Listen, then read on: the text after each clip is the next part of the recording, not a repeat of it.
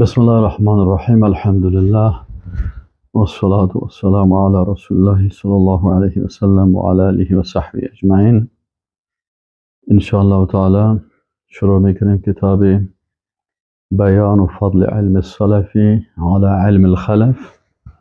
یک کتاب است که نامش بیان فضل علم السلف على علم الخلف است و تألیف زین الدین ابوالفرج عبدالرحمن مشهور به ابن رجب حنبلی هست و این عالم بزرگوار این کتاب تألیف کرده و شخصی به نام ابی مصعب طلحت حلوانی این را تحقیق کرده و مثلا از این کتاب یک شرح خلاصی نوشته کردیم که انشاءالله تعالی ما و شما این کتاب می خوانیم و از این استفاده میکنیم.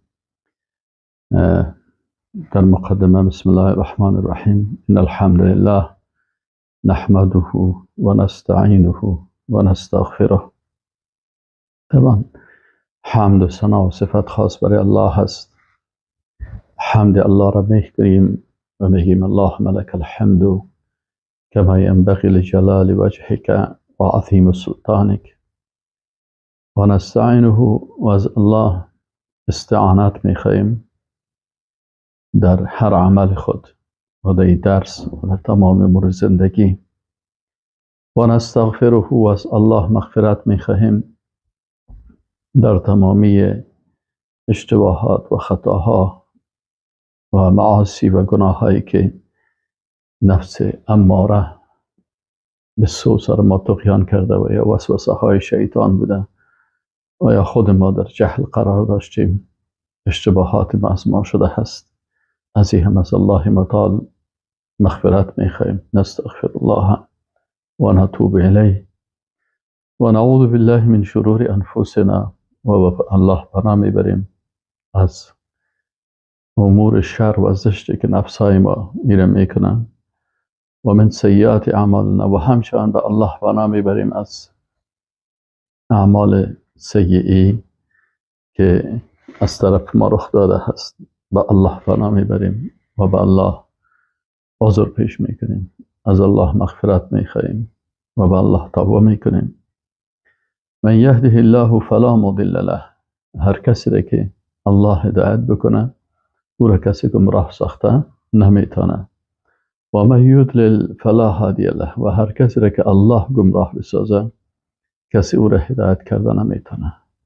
پس هدایت و ضلالت همیشه انسان مؤمن بفهمه که ای از جانب الله هست و انسان به الله رجوع بکنه، طلب هدایت بخواه و از گمراهی از الله پناه به الله پناه بخواه. و اشهد و شهادت میدهیم لا اله، این که نیست هیچ معبودی به حق، معبود به حقی که مستحق باشه که ذاتش عبادت شوه و شریعت و حکمش اطاعت شوه الا الله، بغیر از الله وحده لا شریک له، ذاتی که واحد است و شریک نداره. و اشهد و شهادت میدهم ان محمدا، ای که محمد صلی الله علیه و سلم عبده و رسوله، بنده الله. یا ایها الذین آمنوا اتقوا الله حق تقاته. الله متعال میگه ای مؤمنان شما از الله بترسین با تقوای حقیقی، یعنی خدا واقعا از عذاب الله سبحانه و تعالی وقایه بکنین. ولا تموتن الا وانتم مسلمون. و نمیرین مگر ای که شما کاملا به الله تسلیم باشین، مسلمان باشین، ایمان داشته باشین، عقیده داشته باشین و تمام اعضای بدنتان در زندگیتان کلش مربوط تسلیم الله سبحانه و تعالی باشن. یا ایها الناس اتقوا ربکم الذی خلقکم من نفس واحده. ای مردم بترسین از پروردگارتان، الذی، او ذاتی که خلقکم، شما را خلق کرده، من نفس واحده، از یک نفس، و خلق منها زوجها، و از او همسرش خلق کرد. یعنی ما و شما را از آدم علیه السلام خلق کرده و همسرش هم از آدم علیه السلام خلق کرد و بث منهما رجالا کثیرا و نساء، و از او دو کس یعنی از آدم و حوا علیهم السلام دیگه مردها و زنان زیادی را خلق کرد و نشر کرد. یا ایها الذین آمنوا اتقوا الله و قولوا قولا سدیدا. الله متعال میگه ای مؤمنان شما تقوا بکنین و قول راست بگوین. پس در آیت اول انسان مؤمن امر میکنه به این که انسان باید تسلیم الله باشه، و در آیت دوم فکر انسان جور میکنه که انسان باید بفهمه که اصل خلقت بشریت همه از یک زن و یک مرد است که آدم و حوا علیهم السلام هست. بنابراین انسان نباید برتریت جویی و قوم پرستی و چهره پرستی و رنگ پرستی داشته باشه. یا ایها الذین آمنوا اتقوا الله، در آیت سومی الله متعال به قول سدید حکم میکنه که شما سخنای چی بگوین؟ سخنای صادقانه و راست بگوین در عبادات زبانی تان. یصلح لکم اعمالکم و یغفر لکم ذنوبکم، تا که الله اصلاح بکنه بر شما اعمالتان را و مغفرت بکنه گناه های شما را. و من یطع الله و رسوله فقد فاز فوزا عظیما. و هر کسی که از الله و رسولش اطاعت کرد این واقعا کامیابی بزرگ را حاصل کرده. یعنی پیروزی و کامیابی در چی هست؟ اما بعد خب ما و شما بعد از اینکه خطبه از را خواندیم شروع میکنیم به درس اول که درباره عنوان از این کتاب هست. ما و شما پیش از اینکه در خود کتاب شروع بکنیم در متن کتاب اول یک کم اصطلاحاتی که در کتاب آمده هست در پشت کتاب وقتی که نوشته شده هست این را بفهمیم که نام کتاب از بیان و فضل علم السلف علی علم الخلف، بیان فضیلت علم السلف بالای خلف. و الفضل و الفضیلت معروف، یکی کلمه فضل آمده هست. فضل و فضیلت علما میگن معلوم دار است که ضد نقص و نقیصه، که ضد نقصان هست، ضد نقیصه هست. یعنی وقتی که میگیم فلانی نفر فضل داره یا این علم فضیلت داره یعنی نقصان در این نیست. والجمع فضول والفضيلة الدرجة الرفيعة في الفضل. وقتی فضیلت میگیم بازی درجه عالی در فضل است. پس وقتی عالم میگه بیان و فضل علم سلف یعنی بیان میکنه که فضیلت علم سلف که در اون نقصان نیست. نقصان در چی هست؟ در علم خلف است. پس از این خاطر فضل علم سلف بر علم خلف اینجا بیان میشه.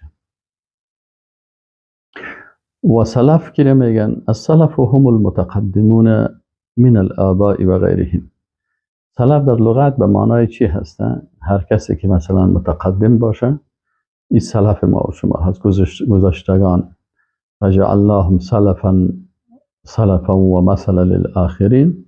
این در آیت قرآن هم کلمه سلف استعمال شده، یعنی گذشتگان سلف بودن و مثال برای دیگران.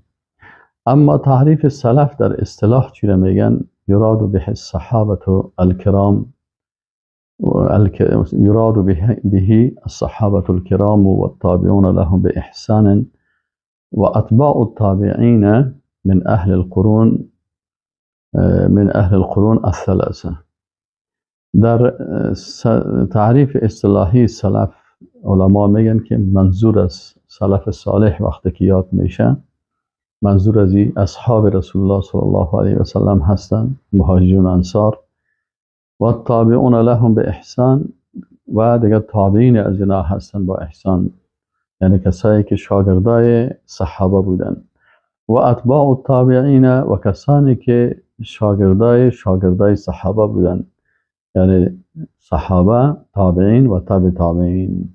من اهل القرون الثلاثه، امی کسانی که در 3 قرن اول زندگی میکردن که اینا خیر القرون بودن. پس اینا یعنی فضل علم السلف وقتی گفته میشه یعنی فضیلت علم الصحابه، تابعین و تابع تابعین نسبت به کسانی که بعد از اینا آمده اند یا کسی که در منهج از اینا نیستند.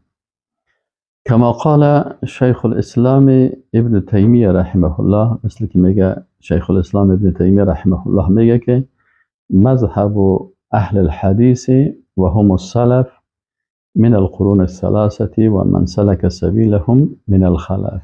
یعنی مذهب اهل حدیث.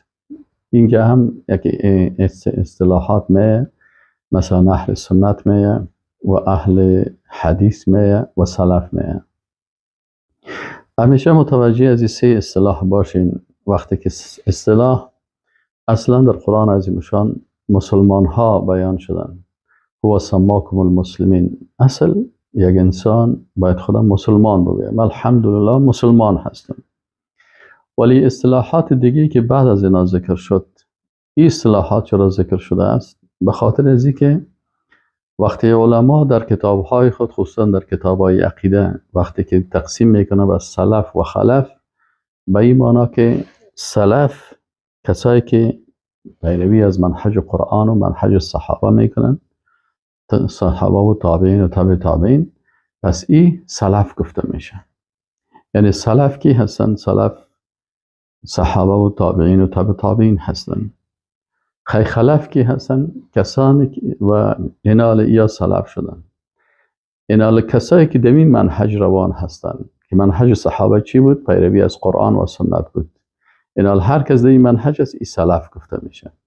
خلف دیگه هستا اینجا کسایی که ضد عقیده از اینا، مخالف قرآن و سنت یا مخالف منهج سلف هستن، مثلا به منهج فلسفه رفتن، منهج منطق رفتن، منهج اهل کلام رفتن، اهوا و خواسته ها رفتن و بدعت ها رفتن، باز برای اهل بدعت چی استعمال میشه؟ ضد از اینا این خلف گفته میشه. وقتی که سلف اونجا استعمال میشه یعنی کسایی که در منهج صحابه هستن و خلف کسایی که از منهج صحابه برآمدن. یا سلف مثلا کسایی که به منهج متقدمین از صحابه و تابعین و تبع تابعین هستن و خلف کسایی که به منهج کسایی که بعد از اینا آمده هست که اونا اهل رأی هستن یا اهل فلسفه هستن یا اهل منطق هستن یا اهل کلام هستن، اینا هستن. و وقتی که اهل حدیث گفته میشه، چرا اهل حدیث گفته میشه؟ اهل حدیث وقتی برای اهل سنت گفته شد که اینا اهل حدیث کسایی بودن که به خاطر درک مسائل شریعت اسلامی با قرآن و سنت تمسک می‌ورزیدن. اینا را اهل حدیث میگفتن. یعنی وقتی یک موضوع هست میپالیدن در کتاب حدیث که این مسئله مثلا آیات قرآن چی گفته و حدیث رسول الله صلی الله علیه و سلم، کوشش میکردن که حدیث پیدا بکنن، حدیث صحیحه و در این مسئله اینا را اهل حدیث میگفتن. در مقابل کسایی که زیادتر بر رأی و گمان که اونا را اهل رأی میگفتن. پس اهل حدیث در مقابل چی استعمال شد؟ در مقابل اهل رأی استعمال شد. مثلا مذهب شافعی و مذهب حنبلی و مذهب امام مالک، اینی حنبلی و شافعی و مالکی، اینی سه مذهب اهل حدیث میگن. و در مقابلش مذهب حنفی را اهل رأی میگن که اینا در کوفه زیادتر به آرا و نظریات، زیادتر دلایل عقلی اعتماد میکردن. اینا و اهل سنت و الجماعت وقتی که میگفته میشه، اهل سنت وقتی گفته میشه که در مقابل اهل بدعت پیدا شد. اهل سنت برای کسایی میگفتن که اینا از سنت رسول الله صلی الله علیه و سلم، از عقیده رسول الله صلی الله علیه و سلم. وقتی در عقیده اهل سنت استعمال میشه کلمه سنت، شامل تمام اعتقادات و احکام اسلامی میشه. اینا کسانی که عقیده رسول الله صلی الله علیه و سلم و عقیده صحابه را و عقیده قرآن و عقیده سنت ایره میگرفتن، اینا را اهل سنت و جماعت میگفتن. و جماعت که از جماعت مسلمان ها که در قرون اول بودن او را جماعت میگن، صحابه، تابعین و تبع تابعین. بنابراین اینا کسایی هستن که اهل سنت هستن که پیروی از قرآن و سنت میکنن و جماعت هستن به خاطر از اینکه پیروی از کی میکنن؟ از جماعت صحابه و تابعین و تبع تابعین. در این اصطلاح اهل سنت و جماعت چه وقت استعمال شد؟ برای مسلمان های حقیقی که پیرو واقعی قرآن و سنت هستن، در مقابل کسای دیگه که اینا اهل بدعت بودن، اینا پیروی از سنت نمی کردن. زیادتر در استدلال هایشون شما که باز بین خوارج، معتزله، جبریه، قدریه، اشاعره، اینها رو وقتی که میخوانین زیاد میبینین که استدلالشان نظر به قرآن و حدیث کرده زیاد بر عقل است. اونا عقل حاکم گشتاندن و قرآن و سنت محکوم گشتاندن. بنابراین حتی قرآن و سنت میگه تا وقتی به عقل ما برابر نباشه ما قبول نمیکنیم. این نظر اهل بدعت بود. اهل سنت میگن نه خیر بود، حاکم قرآن و سنت است، عقل موضوع و حس موضوع و فهم موضوع محکوم است به قرآن و سنت. پس ما وقتی که قرآن میگه و سنت میگه ما آمنا و سلمنا به او تسلیم هستیم. در جایی که عقل ما و حس ما کار میکنه خوب، در جایی که حس عقل ما کار نمیکنه غیبیات است، احکام الله هست، آمنا و سلمنا به او تسلیم هستیم، در غیبیات در کیفیتش داخل نمیشیم. اما اهل بدعت میگن که نه، ما باید در کل چیز داخل شیم و عقل ما باید کلی کارا را بکنه. پس این نکات بسیار مهم است که چرا ما مثلا مسلمان هستیم، چرا اهل سنت هستیم، چرا اهل مثلا حدیث هستیم، چرا به منهج سلف هستیم. یعنی کلش معلوم میشه که اصطلاحات باید انسان از اول بفهمه که مسلمان هستیم به خاطر از که در مقابل مسلمان ها کافر است، منافق است، مشرک است. ما مسلمان هستیم، مؤمن هستیم، مسلمان هستیم در مقابل از ما اهل چی هستیم؟ اهل سنت و الجماعت هستیم به خاطر اهل سنت که پیروی از قرآن و سنت میکنیم و الجماعت از جماعت صحابه و تابعین و تابع تابعین میکنیم.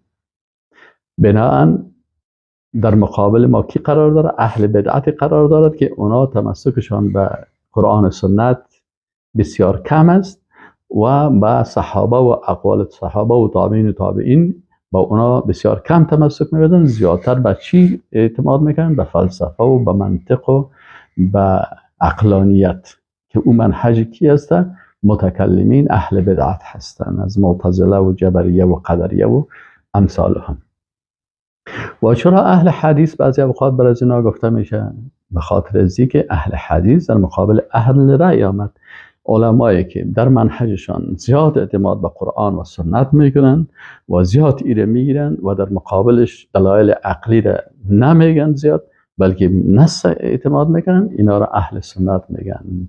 احمد ابن حنبل، مالک ابن انس، مثلا محمد ابن ادریس الشافعی و دیگر علمایی که مثلا زیاد هستن، چی از فقها هستن، چی قبل از اینا و چی بعد از اینا را اهل حدیث میگه. اینا در مقابل کی هستن؟ در مقابل کسایی که اهل رأی آمدن که اینا زیاد در مسائل عقل زیاد پیش میکنن، دلایلشان عقلی زیاد هست نسبت به ای که زیاد سر حدیث اعتماد کردن. اگر یک حدیث مثلا به عقلشان به چیزشان برابر نمد، یا قواعدی که مثلا جور کردن خودشان به عقلی خود قواعد جور کردن و هر آیت و هر حدیث و هر حکم در امی قواعد داخل میکنن. اگر در قاعده داخل نشد این قواعدی که اهل رأی جور کردن، بازو حدیث نمیگیره، میگه ما به این عمل نمیکنیم. چرا؟ نظر به این قاعده به این حدیث عمل نمیکنیم، نظر به این قاعده به این حدیث عمل نمیکنیم. این اهل رأی میگن.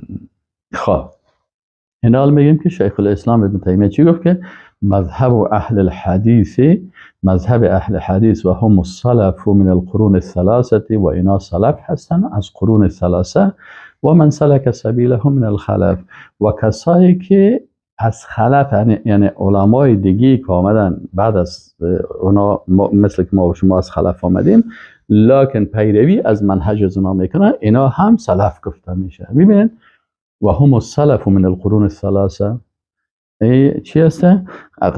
سلف قرون الثلاثه و من سلک سبیلهم من الخلف، کسایی که حتی بعد از اینا آمده لکن سبیل به معنای منهج و روش از اونا را پیروی میکنه، اینا هم در جمله اهل حدیث و اهل سلف گفته میشه. و میگه که وقیل السلف هم العلماء العدول الوارثون عن رسول الله صلی الله علیه وسلم.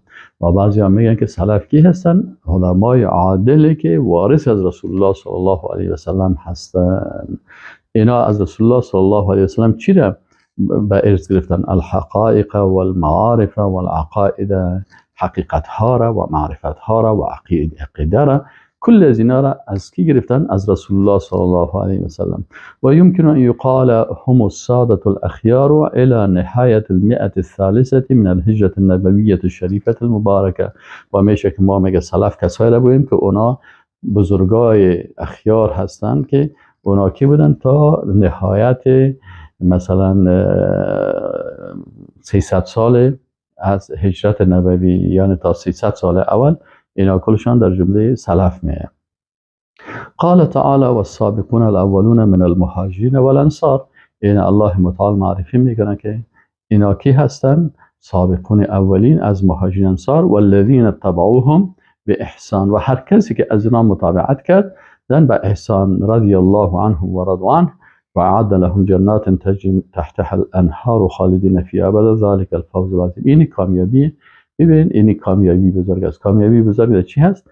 در منهج رسول الله صلی الله علیه و سلم، در منهج اصحاب رسول الله صلی الله علیه و سلم، در منهج تابعین و تبع تابعین. اینا چی هستن؟ ذلک الفوز العظیم. مهاجرین انصار رایشون بگیرید، کامیابی بسیار بزرگ است. درسی بسیار بزرگ است برای یک انسان مؤمن موحدی که صادقانه میخواه بفهمد دینه. روى البخاری فی صحیحه، میگه روایت کرده بخاری، امام بخاری چی کرده؟ امام بخاری روى البخاری فی صحیحه، میگه بخاری در صحیحش، یعنی کتاب صحیح بخاری روایت کرده عن عبدالله بن مسعود، از صحابی جلیل القدر که عبدالله بن مسعود رضی الله عنه است، عن النبی صلی الله علیه و سلم، از رسول الله صلی الله علیه و سلم قال خیر الناس قرنی. رسول الله صلی الله علیه و سلم گفت که بهترین قرنها، بهترین مردمایی که در قرن ما هستند، بهترین مردمایی که در قرن ما هستند. ثم الذين يلونهم، بعد از کسایی که بعد از اینا، یعنی اولش صحابه، باز تابعین، ثم الذين يلونهم، بعد از تابع تابعین. اینه این قرون ثلاثه یعنی خیر القرون هستند. ثم یجی بعد از اقوام دیگه که میگه که تسبیق شهادت و احدهم یمینه و یمینه شهادتهم. خب در این حدیث چند؟ 2652 صحیح بخاری. علما میگن که و رسول الله صلی الله علیه و سلم و صحابته و التابعون لهم به احسان هم سلف و هذه الامه. علما میگن که رسول الله صلی الله علیه و سلم و صحابیش و تابعین، اینا چی هستن؟ کسایی که متابعت از اینا میکنن، اینا سلف ای امت هستن. و کل من یدعو الى مثل ما دعا الیه رسول الله صلی الله علیه و سلم و صحابته و التابعون لهم باحسان فهو على نهج السلف. این یک قاعده بسیار خوب بیان میکنه که این باید هر کس، هر طالب علم این درک بکنه و یاد بگیره و این در ذهنش باشه. این عالم میگه که و هر کسی که، حالا ما فهمیدیم که سلف کی شد؟ رسول الله صلی الله علیه و سلم شد، صحابه شد، تابعین و تبع تابعین. اینا سلف ما شدن. از رسول الله صلی الله علیه و سلم صحابه گرفتن، از صحابه تابعین و از تابعین تبع تابعین. اینا سلف صالح شدن. خب حالا باید به فهم از اینا و به منهج اینا و به طریقه از اینا دین باید ما شما یاد بگیریم. خب حال اینا سلف شدن. و دیگه کی هستن خیلی سلف؟ میگه و کل من یدعو الی مثل ما دعا، هر کسی که به مون منهجی، به مون شکلی که رسول الله صلی الله علیه و سلم دعوت کرده و صحابه و صحابه و تابعین لهم به احسان و تابعین، اینا چی؟ فهو علی نهج سلف. اینا باز به منهج سلف هستن. پس یکی سلف است، یکی منهج سلف است. آل سلف اشخاص بودن شناختیم.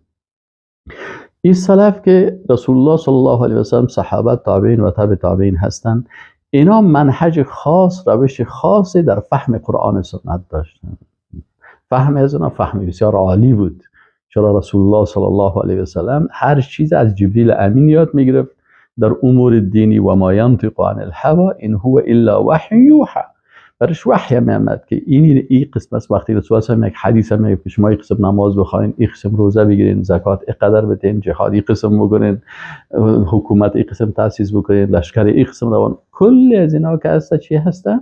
برش جبریل امین علیه السلام میامد و برش چی میکرد؟ وحی میآورد. پس رسول الله صلی الله علیه و سلم قرآن با فهم گرفته که از جبریل امین علیه السلام باشه. جبریل علیه السلام از جانب الله، جبریل علیه السلام از الله میگیره، رسول الله صلی الله علیه و سلم از جبریل امین میگیره و صحابه از رسول الله صلی الله علیه و سلم میگیرن، تابعین از صحابه میگیرن و تبع تابعین از تابعین میگیرن. پس اینا وقتی که کل از اینا به این شکل هستن، اینا سلف شدن. اینا فهمی که اینا از دین دارن، این منهج از اینا هست. فهمی که اینا از دین دارن، این منهجشان است، باید اینو بفهمیم. این حال اینمی قسم که ما در دین اسناد داریم به الفاظ، مثلا لفظ آیت، لفظ حدیث باید مستند باشه که اینی گپ در اینی آیت قرآن است، اینی سخن در اینی حدیث رسول الله صلی الله علیه و سلم است، باید سندش داشته باشیم. ما سند حدیث هم داشته باشیم که حدیث صحیح هست. اینمی قسم که در متن اسناد هست، باید در فهم هم یک مسلمان واقعی اسنادش به می سلف شود که فهم از اونا را بگیره.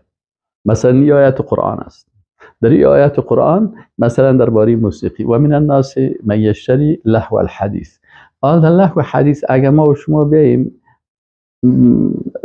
آیت قرآن فهمیدیم که در سوره لقمان هست، خلاص این اسنادش پایین شد که و من الناس من یشتری لهو الحدیث لیضل عن سبیل الله بغیر علم. آیت در کجا هست؟ در قرآن است، در سوره لقمان است. خب اسنادش معلوم شد. همین لهو الحدیث چی هست؟ فهم ازی هم باید مستند باشه، اسناد ازی، فهم ازی. امروز علمای مثلا در خلف آمدن کسایی هستن با مزاج خود میگه که نه لهو الحدیث دیگه چیز رو تشریح میکنن، اما عبدالله ابن مسعود رضی الله تعالی عنه چی میگه؟ و قسم میخوره که لهو الحدیث همین وسایل موسیقی هست. پس ما فهم کی رو بگیریم؟ همون قسم که متن اسناد می داشته باشیم، همون قسم لازم است که فهم هم اسناد داشته باشیم. فهم هم باید چی باشن؟ مستند باشن. بنابراین هر کسی که دعوت میکنه و کل من یدعو الی مثل ما دعا الیه رسول الله صلی الله علیه و سلم، این بر ما شما یک بسیار خوشبختی هست. به خاطر از اینکه وقت انسان در اول میخونه که و رسول الله صلی الله علیه و سلم و صحابه و التابعین لهم باحسان هم سلف هذه الامه، خلاص اونا سلف امت بودن. این حال انسان میگه خب خوشا به حال از اونا، چی نیک بخت مردم بودن، کاش که ما در اون وقت میبودیم و حال ما هستیم، ما در خلف در بدبخت ها آمدیم. اینجا میگن نه و کل ما یدعو الی مثل ما دعا الیه رسول الله صلی الله علیه و سلم و صحابه و التابعین لهم باحسان، میگه هر کسی که دعوت بکنه به اون قسمی که رسول الله صلی الله علیه و سلم دعوت میکرد و صحابه دعوت میکردن و تابعین از اینا دعوت میکردن، این هم در جمله فهو علی نهج السلف، اگرچه خودش در سلف نیست، در گذشته ها نیست، لکن در منهجشان هست. اصل اونا برتریتشان در چی بود؟ در منهجشان بود. خوب قرآن هم میفهمیدن، خوب به قرآن عمل میکردن، خوب عقیده داشتن. بناهن صحابه و تابعین و تبع تابعین برتریتشان نسبت به دیگران چی بود؟ در منهجشان بود، چون منهج از اونا یعنی فهم درستی از قرآن و سنت داشتن. این حال هر کسی که به مثل که اونا دعوت میکردن، به مو قسمی که اونا عقیده داشتن، به مو قسمی که اونا اسناد داشتن در قول و در فهم، همین قسم اگر امروز هم کسایی باشن که همین قسم روان باشد، مثل از اونا رو دعوت بکنه، این هم چی هست؟ فهو علی نهج سلف، پس این هم در منهج سلف هست، خوشحال باشد.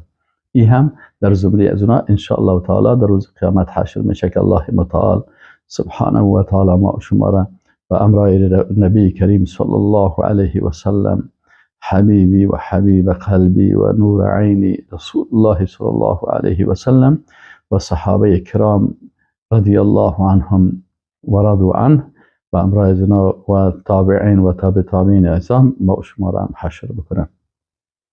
آمین یا رب العالمین. و تحدید الزمن لیس شرطا فی ذلك، هیچ خوشبختی بر ما و شما هست، خوشبختی سبحان الله. میگه و تحدید زمانی شرط نیست در این نقطه که مثلا تو تنها بگید کسی در منهج سلف است که در موسیقی قرن بود، اونا خود سلف بودن، در منهج سلف بودن، لکن این عالم میگه بر ما میگه که نه، اینجا یک گپ نقطه دقیق دیگه هست که و تحدید زمانی لیس شرطا فی ذلك بل الشرط هو موافقه الكتاب فی العقیده والاحکام والسلوک بفهم السلف، بلکه میگه اینجا شرط چی است که موافق به کتاب و سنت و در عقیده و احکام و سلوک و اخلاق با فهم سلف باشیم. فكل من وافق الكتاب والسنة، هر کس موافق به کتاب و قرآن و سنت بود، فهو من اتباع السلف، ای از جمله اتباع سلف است. و این باعد بینه و این باعد و اگر چی فاصله باشه بینه و بینهم، بین بعد بینه و بینهم المکان و الزمان، اگرچه در بینشان مکان و زمان فاصله ایجاد کرده باشه. حالا در بین ما و شما هم مکان هم زمان، ما در اونجا نیستیم، در مدینه منوره، در اون مناطقی که مثلا رسول الله صلی الله علیه و سلم و صحابه بودن و در مکه مکرمه، اگرچه میگه در مکان دور باشی و یا از زمان که اونا مثلا 1400 سال 500 سال قبل بودن و ما حال هستیم، میگن ولو که فرق باشه، این میگه اینا را از منهج نمیکشن، به خاطر از اینا که وقتی تو به قرآن سنت بودی تو در منهج از اونا هستی. و من خالف فلیس منهم، و کسی که مخالف منهج از اونا باشن، مخالف صحابه و تابعین و تابعین و فهم از اونا به قرآن و سنت باشن و اونا از جمله سلف حساب نمیشه، و این عاش بین الظهرانیهم، ولو که در بین از اونا زندگی بکنن. چرا بعضی کسا بودن مثلا سبعیه، فرقی که پیروان عبدالله ابن سبا یهودی بودن که آمدن عثمان رضی الله تعالی عنه را به شهادت رساندن و بالاخره صحابه را گفتن که عمر العیاذ بالله العیاذ بالله العیاذ بالله، عمر رضی الله تعالی عنه تکفیر کردن، ابوبکر صدیق گفتن تکفیر کردن، گفتن اینا حق علی را گرفته هست و اینا ابن سبا و این چیزایشان، این پیروای از اینا که بود یا خود در امو عصر نزدیک از اینا بودن، لکن اینا در منهج از اینا نبودن، اینا سلف گفته نمیشه. همچنان خوارج که پیدا شدن که مردم به خاطر یک گناه کبیره تکفیر میکردن، یک نفر گناه کبیره میکرد میگفت تو کافر هستی، در حالی که صحابه کسی را تکفیر میکرد او مثلا در عقیده و اعمال کفری بکنه و اقوال کفری بکنه، او را در نواقض ایمان داخل شد. اینا میگفتن نه، خوارج آمدن گفتن که حتی یک نفر اگر گناه کبیره هم میکنه این را تکفیر میکردن و حتی بسیاری مثلا چندین چیزای دیگه داشتن، عیبای دیگه داشتن که میشه باز در درسا به اعتقادات از اونها. بناهن اینجا اصل موضوع چی میشه که و من خالفهم، هر کسی که مخالف منهج صحابه و تابعین و تبع تابعین باشن، اونا از جمله از اونا سلف گفته نمیشه. و این عاش بین ظهرانیهم، اگرچه در اموجه در میابینشان زندگی بکنن. خب و امام السلف میگه خیلی سلف که از امامشان کی هست؟ و امام السلف الصالح رسول الله صلی الله علیه وسلم، امام از اینا و مقتدای از اینا و رهبر از اینا که رسول الله صلی الله علیه وسلم است. چرا رسول الله صلی الله علیه وسلم الله تعیین کرده ولکم فی رسول الله اسوة حسنه لمن کان یؤمن بالله والیوم الاخر، کسی که ایمان به الله و روز آخرت داشته باشه اسوه حسنش الله تعیین کرده که او کی هست؟ رسول الله صلی الله علیه وسلم هست. اینا رسول الله صلی الله علیه وسلم اسوه ما در ایمان است، چرا ایمان بسیار قوی داره رسول الله صلی الله علیه وسلم در عبادات بسیار عابد قوی بود. رسول الله صلی الله علیه وسلم در جهاد رهبر مجاهدین است، قائد المجاهدین. در دعوت رهبر ما رسول الله صلی الله علیه وسلم است. در امور اجتماعی زندگی جامعه رسول الله صلی الله علیه وسلم. در سیاست رهبر سیاسی ما رسول الله صلی الله علیه وسلم است. در اقتصاد رهبر اقتصادی ما رسول الله صلی الله علیه وسلم است. در اخلاق رهبر اخلاقی ما رسول الله صلی الله علیه وسلم است. آیا از قلب پاک رسول الله صلی الله علیه وسلم به قلب دیگه پاک یافت میشه؟ الم نشرح لك صدرك ووضعنا عنك وزرك الذي انقض ظهرك ورفعنا لك ذكرك. رسول الله صلی الله علیه وسلم کل آیات قرآن صفتش بیان میکنه و انك لعلى خلق عظیم. اینا ای کلش چه هست؟ رهبر ما در کل ساحات رسول الله صلی الله علیه وسلم هست. قال تعالی محمد رسول الله والذین معه اشداء علی الكفار رحماء بینهم. ببین رسول الله صلی الله علیه وسلم و اصحابش که امرای رسول الله صلی الله علیه وسلم بودن چی صفت داشتن؟ اشداء علی الكفار، سر کافرها بسیار شدید بودن. رحماء بینهم، در بین خود مؤمنین موحدین بسیار مهربان بودن. تراهم رکعا، بسیار خوب رکوع میکردن، سجدا سجده میکردن. یبتغون، چی هدف داشتن؟ فضلا من الله و رضوانا. هدفشان چی هست؟ بقیه هدف میگه یبتغون، یعنی هدفشان چی هست؟ فضلا من الله و رضوانا، که فضیلت از جانب الله باشه و رضایت از جانب الله باشد. سیماهم فی وجوههم من اثر السجود، در چهره هایشان که ببینی آثار چی دیده میشن؟ آثار سجده دیده میشن. یقول الدکتر الحلیبی فی وصف السلف، دکتر حلیبی در وصف سلف چی میگه؟ و انهم افضل من الخلف فی کل فضیله. سلف صالح، صحابه، تابعین و تابع تابعین، میگه اینا از خلف کرده، کسایی که بعد از اینا آمدن، یا اوزو کسایی که در منهجشان منهج اهل بدعت گرفتن، میگه اینا سلف از اونا که در هر چیز پیش بدن، در علم و من علم و عمل و ایمان و عقل و دین و بیان و عبادت. این سلف میگن نسبت به دیگرها که نسبت به خلف که در هر چیز، اگر علم بود علم از اونا بلند بود، اگر عمل بود عمل از اونا بسیار عالی بود، اگر ایمان بود ایمان از اونا بسیار قوی بود، اگر عقل داشتن عقل از اونا بسیار قوی بود. یا عقل خود رفتن از گپای بیهوده فلاسفه و منطقی ها و از اینا گرفتن. و دین و همچنان صحابه در دین خود بسیار قوی بودن و بیان، وقتی که بیان میکردن در یک جمله یک بحر برای ما و شما بیان میکردن. و عبادتا بسیار بنده های عابد خوبی بودن. و انهم اولا بالبیان لكل مشکل، اینا برای بیان هر مشکل اونا سخنهایشان بسیار خوب و جالبتر هست. و تعریف خلف چی میگن؟ میگن الخلف فی اللغه الخلف الوراء. خلف چی میگن؟ الوراء. والخلف المربد یکون وراء بیتک. مثلا خلف چی میگن؟ یک چیز است، یک جایی که شترها را در اونجا و هو محبس الابل، و او را میگه در پشت سر خانه‌ت میباشه، وراء میباشه، پشت سرت میه. اینا همین سلف گذشته بود، پیش از ما تیر شدن. ولی خلف از پشت سر آمده رفتن، بعد از سلف آمدن. و جاء خلافه ای بعده. چی میگن وقتی میگه و جاء خلافه یعنی بعده؟ و خلفته ایضا اذا جئت بعده. و اما الخلف فی الاصطلاح، خلف در اصطلاح چی میگه؟ والخلف هم الذين اول و صرف النص عن ظاهره. این وقتی که در مقابل سلف خلف استعمال میشه، میگیم منهج سلف و منهج خلف. منهج سلف کسایی هستن که به منهج صحابه تابعین و تبع تابعین هستن. خلف کی هستن؟ منهج خلف، اینا من خلف کسایی هستن که صرف النص عن ظاهره، ظاهر نص گفتن ما نمیگیریم، بر از این معناهای دیگه.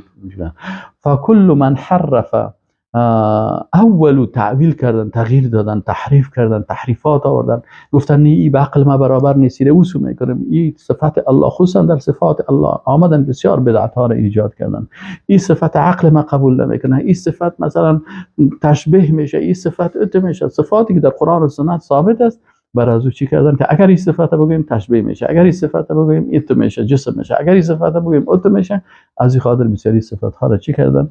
و اول تعویل کردن و صرف النص عن ظاهره، نص از ظاهرش کشیدن.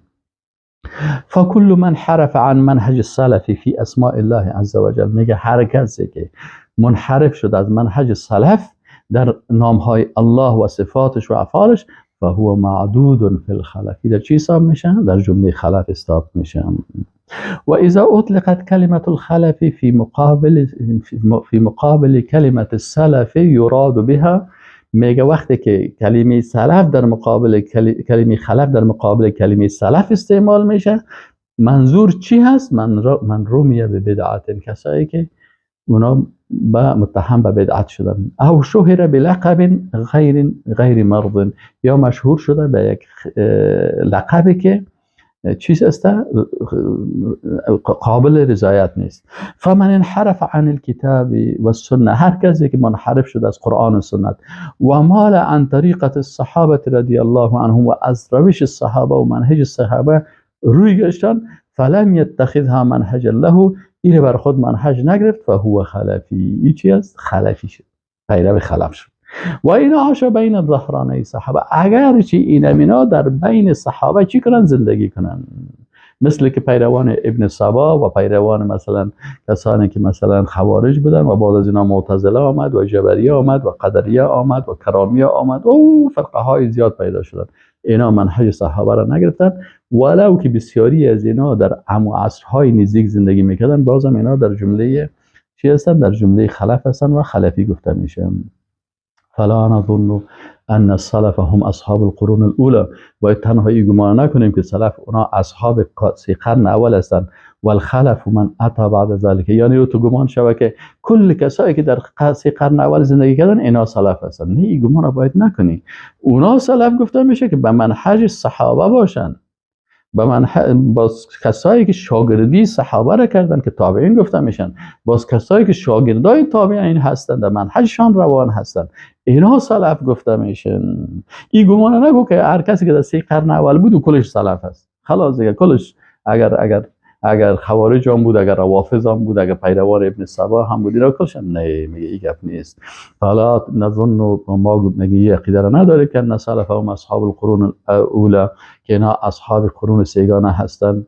و الخلف هم من اتى بعد ذلك، و خلف کسایی هستند که بعد از این آمده. و ان هناك حدا فاصلا بین السلف و الخلف، اینجا یک فاصله هست یا اونجا یک فاصله است بین سلف و خلف. بل من قال بقول الصحابة والأئمة المتبوعين الذين وافقوا الصحابة في أسماء الله تعالى وصفاته وأفعاله فهو متبع للسلف.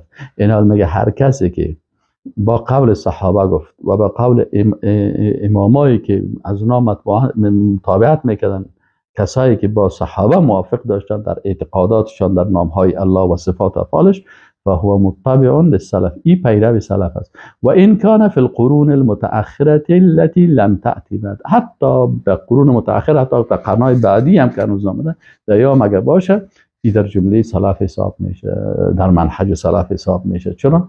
این عقیده خدا گفتن.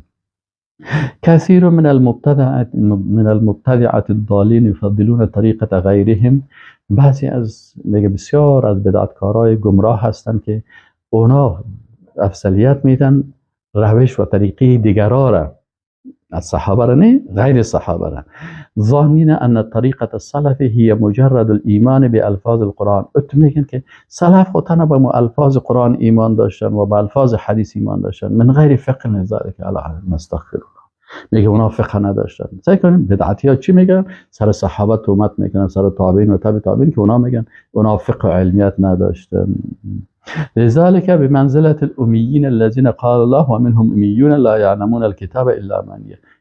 این بدبختی اهل بدعت است که اینا صحابه و تبع تابعین مثل امی ها میگن که نه تنها لفظ میفهمیدن اما فقه دقیق در عباره نداشتن. و این طریقه غیرهم هی استخراج معانی النصوص. باز میگه دیگه که ما که هستیم که بدعتکاران، ما خو میگه معانی از این نصوص استخراج میکنیم، المصروفه عن حقائقها به انواع المجازات و غرائب اللغات. میگه ایره به انواع از حقیقتش با مجازها و غرائب اللغات. این میگه ببین این صفت اهل بدعت است. اهل بدعت منهج سلف کلش عین صحابه را متهم قرار میدن، تابعین را متهم قرار میدن و خود برتر قرار میدن که ما خود بسیار خوب میدیم. و هر صورت اما عالم سر مؤلف رحمه الله بحث میکنیم که مؤلف کی بود؟ شیخ عبدالرحمن ابن احمد ابن رجب سلامی بغدادی دمشقی است، ابوالفرج زین الدین، که در سال 736 هجری در بغداد خب این تولدش است. وفاتش به خیلی بعد از این باست آخر شاید بیه.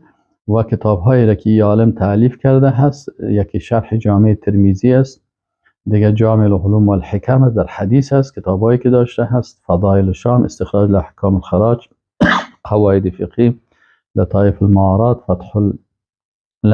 المعارف و فتح الباری، شرح صحیح البخاری. این هم از کتاب هایش است. ذیل طبقات الحنابلة و لابن ابی علی، و الاقتباس من مشکات وصیت النبی صلی الله علیه و سلم لابن عباس، احوال القبور، کشف الکربه، رسالة فی شرح حدیث بدء الاسلام غریبا، دیگه کتابش توحید است. رسالة فی معنی العلم.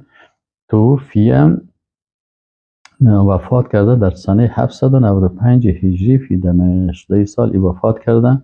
انشاءالله درس اول ما و شما در اینجا ختم شد. و السلام علیکم و رحمت الله و برکاته.